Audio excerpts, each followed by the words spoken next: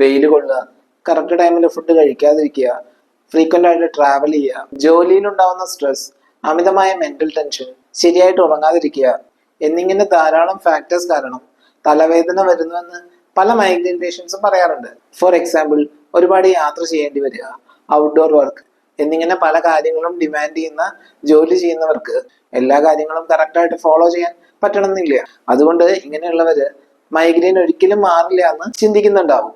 ഇങ്ങനെയുള്ള triggering factors maximum control ചെയ്യാൻ migraine ഉള്ളവരോട് advice ചെയ്യാറുണ്ട്.